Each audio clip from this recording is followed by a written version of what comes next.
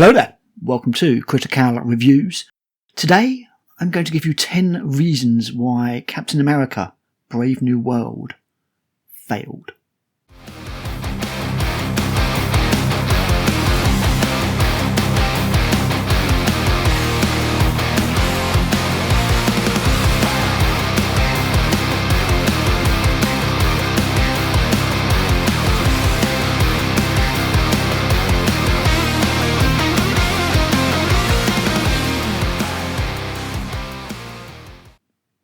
Okay, so this video is actually unscripted. I've made notes, filling those in as I go along, so it might be slightly less structured than normal, but nonetheless I do have 10 good reasons why this film is a failure on nearly every single metric. So, without further ado, let's get into it, just bearing in mind that this video will have full spoilers in it, as I do need to discuss plot points from the movie. Number 1. It's a sequel to a film from 2008 and a TV show that no one watched.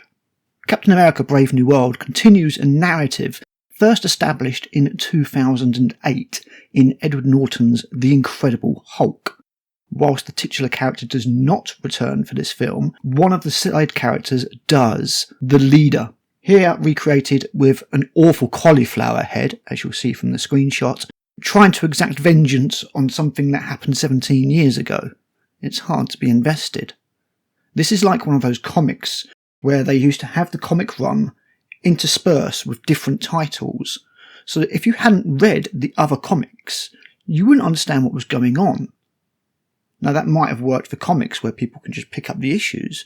When it comes to films and the cinema-going audience, you've got a lot of people who have no idea who this person is.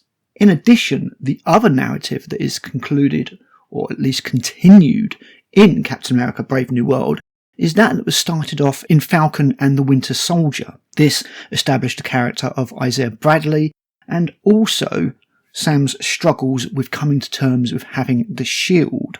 Both narratives are picked up abruptly in Captain America Brave New World, leading the audience with no idea what's going on.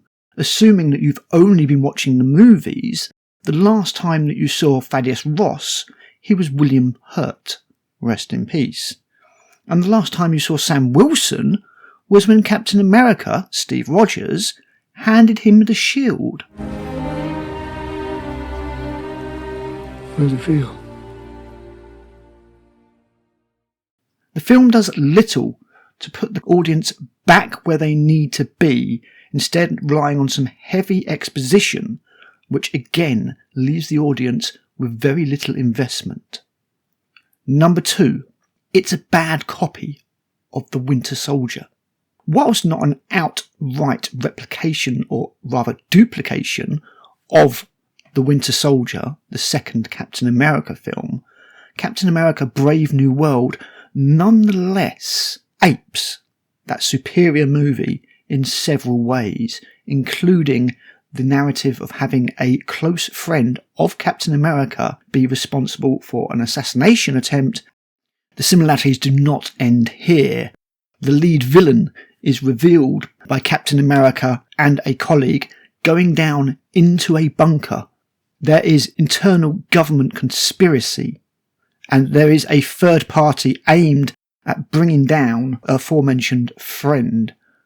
This makes for a film that has no real identity of its own and is only going to be compared to the previous film. And as it is inferior in nearly every other way, the comparisons are not favourable. You get the feeling that you've seen everything before and that this film is not doing anything new. Number 3. It's been butchered in the editing suite, which leads to a film with no core. It's been well documented the production problems that Captain America Brave New World had. The film was effectively shot 3 times. It's been said that there are at least 2 different versions of the film, as after it tested internally at Disney Marvel, reshoots were ordered in order to fix what was considered to be an unreleasable film. These edits are obvious in the final product, with hasty ADR providing exposition, visual elements and plot elements disappearing between scenes or appearing out of nowhere, and extraneous characters that add nothing to the overall plot. All of this leads to a film that doesn't really have a main narrative. It's all over the place. One moment Captain America is focusing on one aim, then the aim shifts, and then there's a side character that brings in something, and then that side character disappears. Then they go somewhere else, and another new narrative comes in. It means that the film is just all over the place, and once again, the level of investment in the movie is so low, you don't care about anything that's going on, because what the film has failed to do, despite having all these reshoots, is give us characters that we care about, or a core plot to the film. Number 4. The villain is absolutely awful. Bearing in mind again, we're going to be going full spoilers. The villain is a character from 2008's The Incredible Hulk. He wants revenge, and he wants revenge upon Thaddeus Ross, the general from that film who has now become a president. He was previously played by William Hurt excellently. He's now played by Harrison Ford in his usual I don't care, I'm here for the money fashion.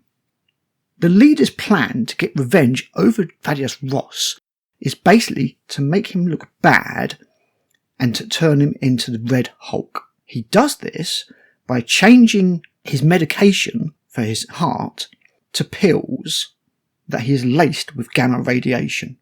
Now, I'm going to say that again because I can understand that what I have just said is so monumentally moronic that it might need repeating. Thaddeus Ross has a heart problem which the doctors cannot cure. In desperation, he goes to the person who probably hates him the most, that he's had imprisoned for over 10 years, and asks him to help him. He fixes him and says, "Take these pills. These will make you better, boss." Honest. At no stage does the President of the United States have these pills checked. He just takes them, slowly poisoning himself with gamma radiation. But wait! There's more! As I've said, the leader's plan is to embarrass or destroy Thaddeus Ross, to destroy his career, to destroy his image, and everything like that. To this end, the leader mind controls people, including Zoe Bradley, to get him to assassinate President Ross. If that assassination had worked and Sam Wilson hadn't stopped it, President Ross would be dead, so the plan to embarrass him by turning him into the Red Hulk wouldn't have happened. In addition, if you can mind control people with a simple piece of music and a flashing mobile phone, why don't you just mind control Thaddeus Ross into doing something that will destroy his personality and his career? This is the core revenge of the villain. It makes absolutely no sense. And that's before I get into the details of the writing, which is part 6. Number 5. Sam just isn't that interesting. Steve Rogers, played by Chris Evans, was a fascinating character, a weakling who nonetheless had a stout heart. He would take beatings time after time to defend character, honour. He was a good person before he took the serum, turning him into Captain America. He just didn't have the body that would allow him to do it. He dove on a grenade to protect colleagues, knowing that it would kill him. A defining moment for the character. From then on, we are invested, and as Captain America goes from political puppet to war hero to leader of the Avengers, we are with him every step of the way. To the stage where Captain America claims Mjolnir, spoiler for Endgame, and says, "Avengers assemble," I have never seen a midnight crowd erupt like that in my entire life. And that's in the UK, where we're fairly reserved, especially compared to some of the American screens that I've seen where people were howling like monkeys. Captain America, Steve Rogers, was a character that absolutely everybody could identify with.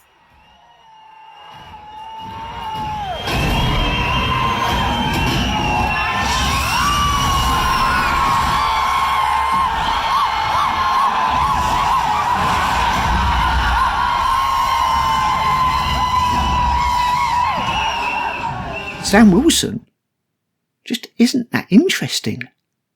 The most hardship that he's had to suffer was apparently not being able to get a loan in Falcon and the Winter Soldier.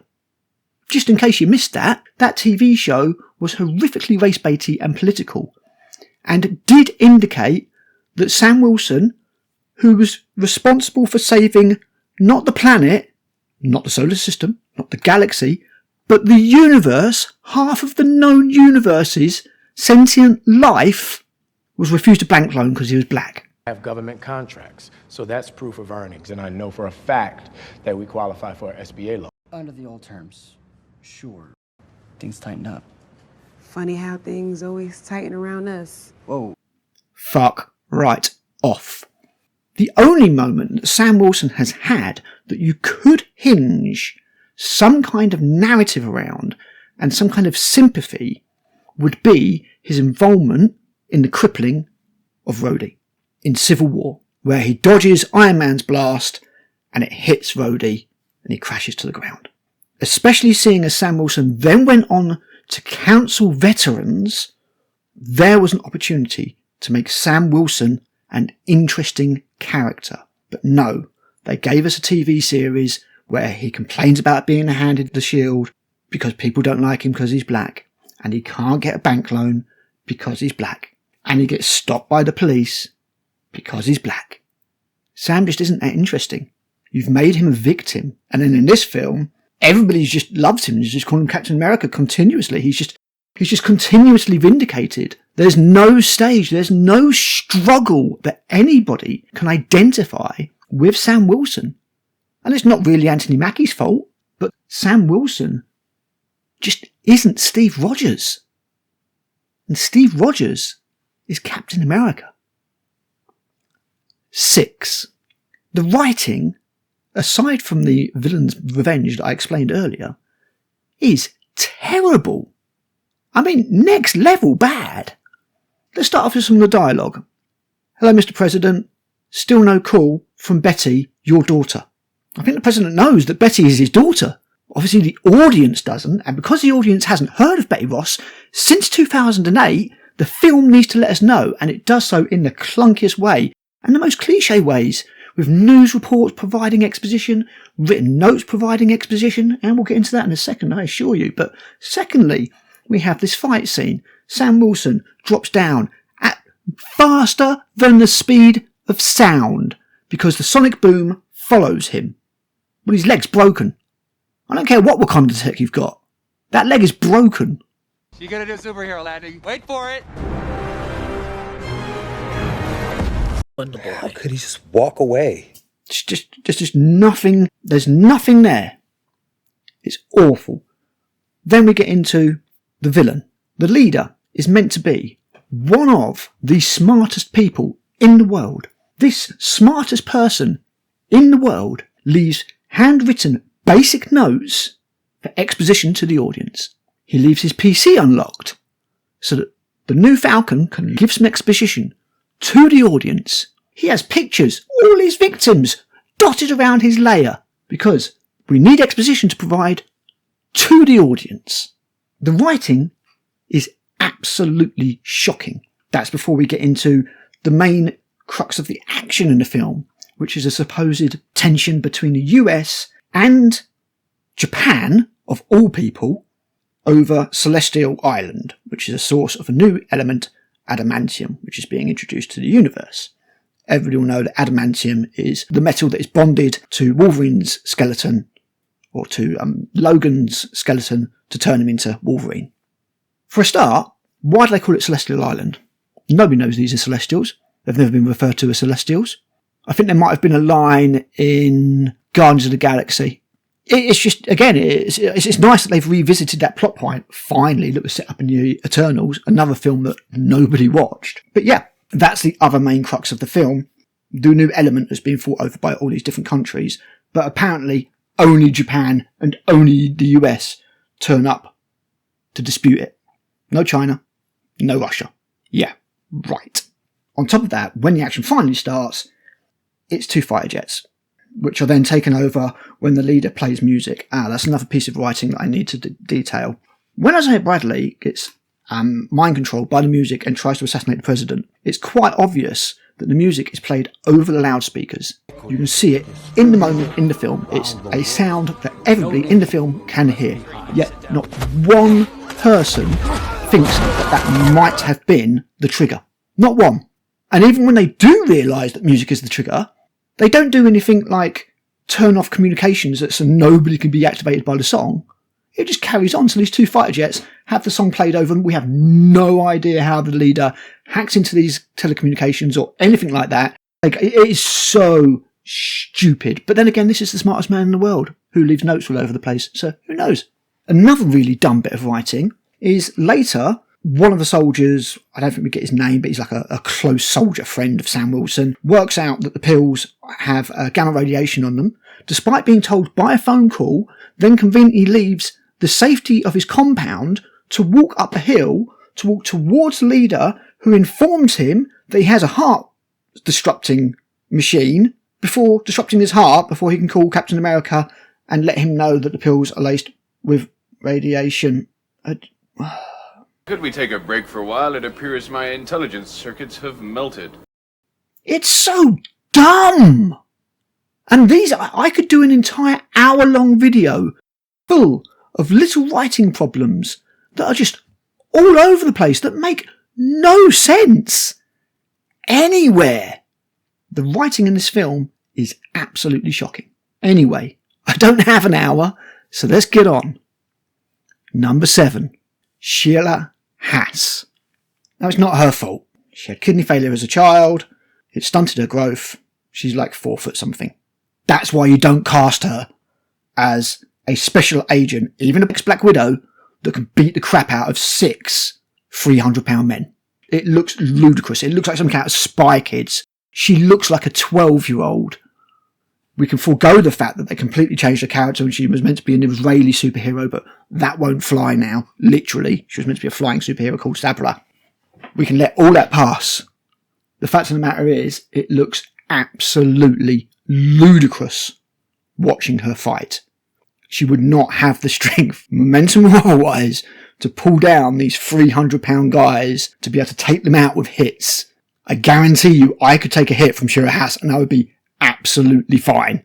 You're too small. You're too small. Anyway, let's get on. 8. Bad CGI. CGI is one of Disney Marvel's weaknesses. Not only their over-reliance on the technology, also the fact that because they don't make movies properly, they don't plan them out, they start filming before the script's finalised and make changes on the fly saying, yeah, we'll just fix it in post. Well, guess what, Disney? CGI is really expensive, and wasted CGI is a considerable part of your budget. So if you're redoing CGI to make up for reshoots, your budget is going to skyrocket. And the budget for this film is estimated to be around about 370 to 400 million before marketing costs. And marketing is the very next section. The CGI that has resulted from all of this is some of the worst CGI that I have ever seen in any, let's just call it AAA film. It looks like a streaming film.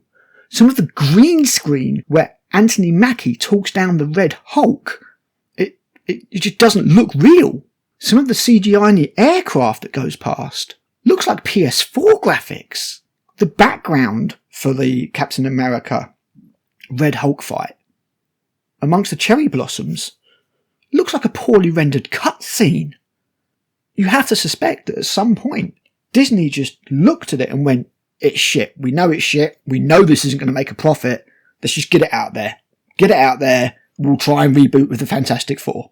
You know, they're building up to a full reboot anyway with Secret Wars, but, you know, the Fantastic Four, that's going to be the one where the uphill trend hopefully starts. They've written off Captain America. I do not think we will get another Captain America film. We'll probably get Sam Wilson with other friends, but we will not get another Captain America film.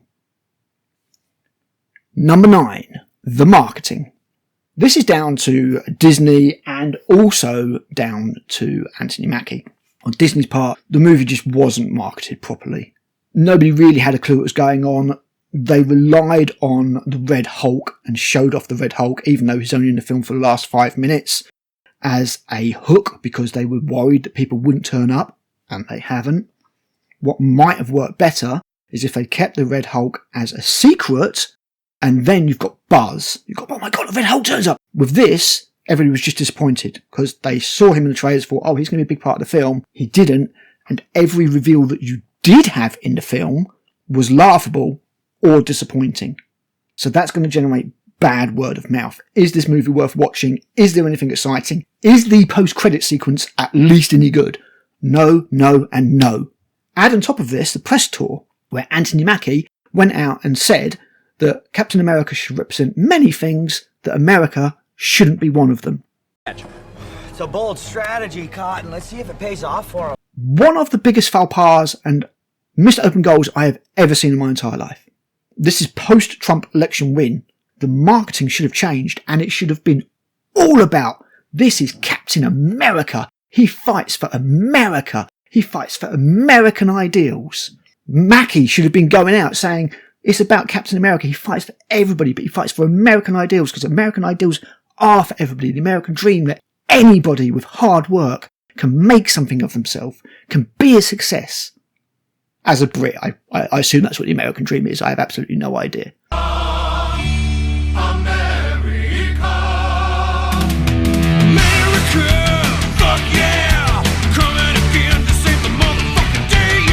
And they completely failed to do it.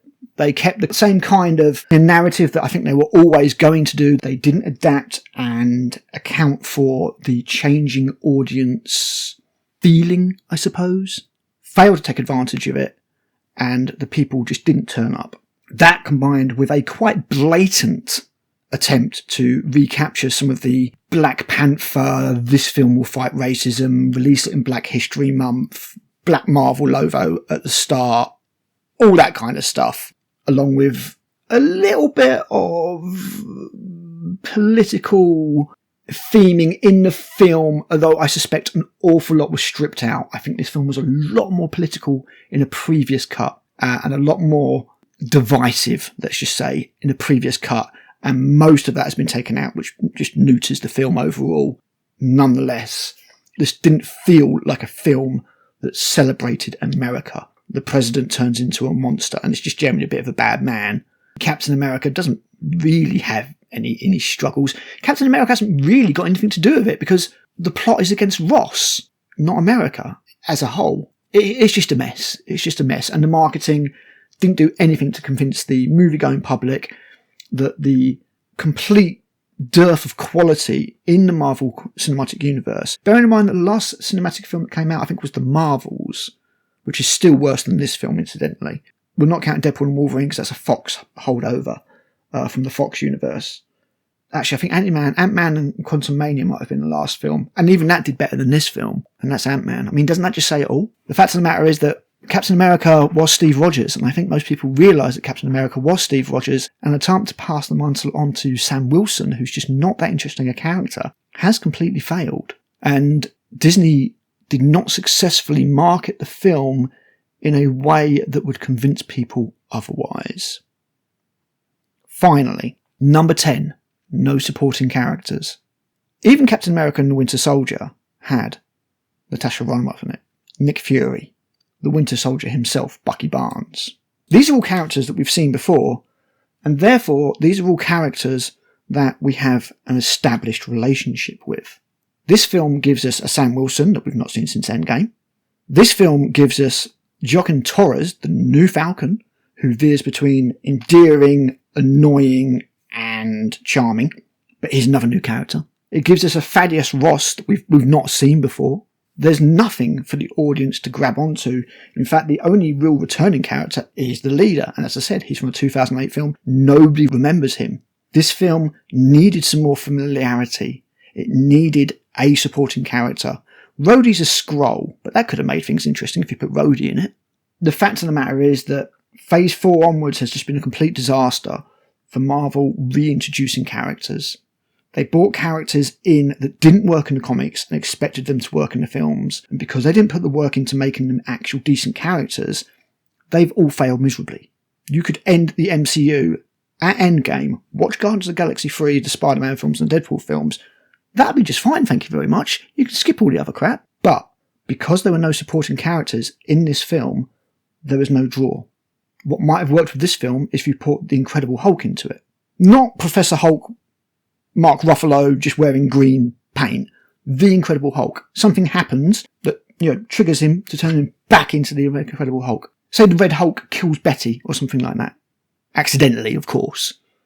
Then you'd have to deal with the trauma and the grief that Thaddeus Ross would feel, and also the hatred for Red Hulk that Banner would feel for him killing his ex-flame, as reported in the news report, Banner's ex-girlfriend. Really. But then you don't have a Captain America film. But, in all honesty, you don't have a Captain America film here either. What you have is a sequel to The Incredible Hulk without The Incredible Hulk, and a sequel to a TV show that nobody watched. So, that was my 10 reasons why Captain America Brave New World failed miserably and is failing miserably. It'll be interesting to see the drop-off at the box office this week, because I doubt that word of mouth is going to carry this film at all. Let me know what you think of my points here. Sorry for the slightly more rambly, unstructured, unscripted video. This is just something that I wanted to get out before this cold finally gets on top of me and I can't talk anymore. Anyway, as always, I have been Critic, and I'll be back with another video soon.